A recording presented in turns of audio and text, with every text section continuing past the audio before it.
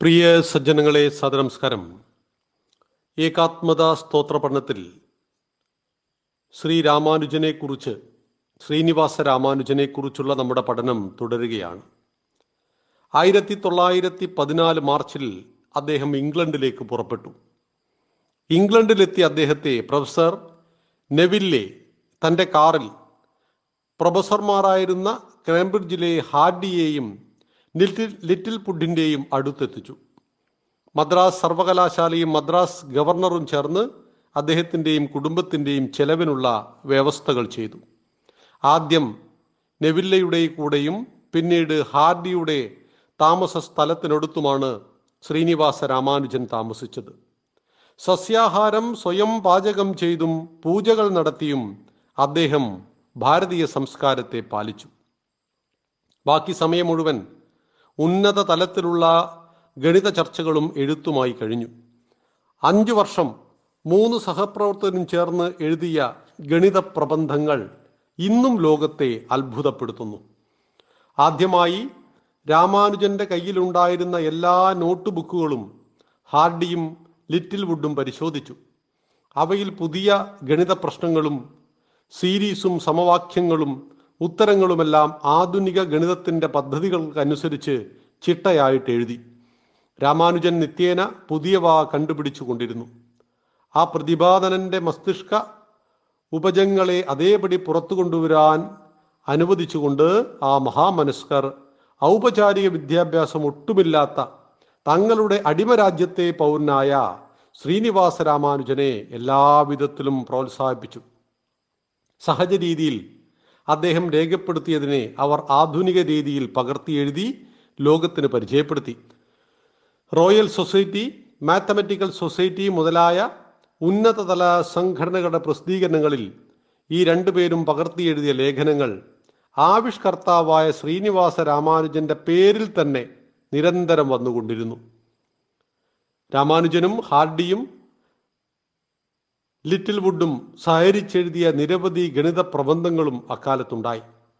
രാമാനുജന്റെ മാത്രമല്ല, ഹാർഡിയുടെയും ലിറ്റിൽ വുഡിൻ്റെയും ഏറ്റവും ഫലപൂരിതമായ ഗണിതകാല ജീവിതമായിട്ട് ആ 5 വർഷത്തെ കണക്കാക്കുന്നു.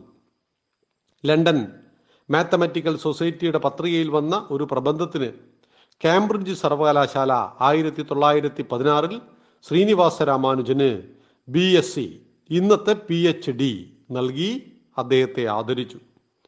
ചെറുപ്പം മുതൽ അനാരോഗ്യം അദ്ദേഹത്തെ വേട്ടയാടിയിരുന്നു. 1919 അസുഖം ബാധിച്ച് അദ്ദേഹം ആശുപത്രിയിലായി.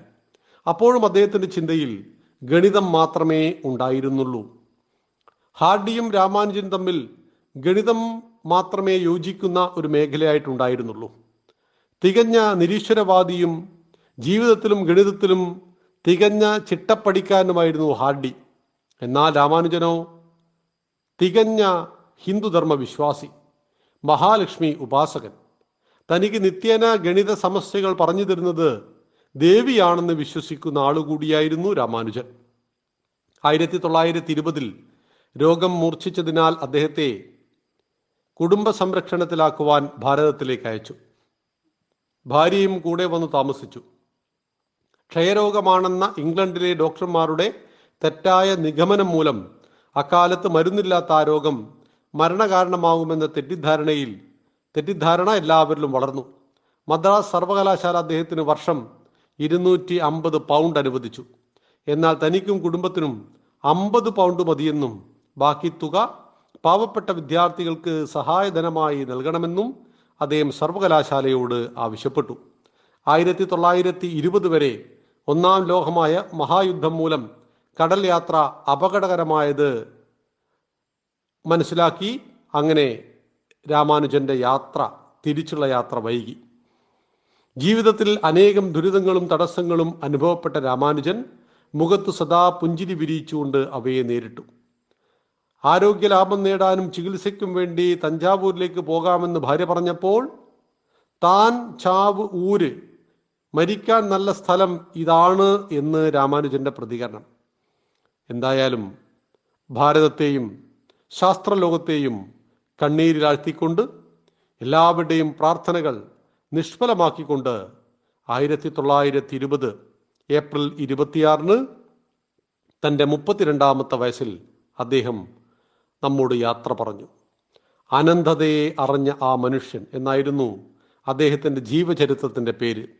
പിന്നീട് അതൊരു ഹോളിവുഡ് ചിത്രവുമായി. ഗണിതശാസ്ത്രത്തിൻ്റെ ഉന്നത തലങ്ങളിലേക്ക് സഞ്ചരിച്ച ആ മഹാത്മാവിനെ ഏകാത്മതാ സ്തോത്രത്തിലൂടെ നാം നമസ്കരിക്കുന്നു. നന്ദി, നമസ്കാരം. വന്ദേ മാതരം.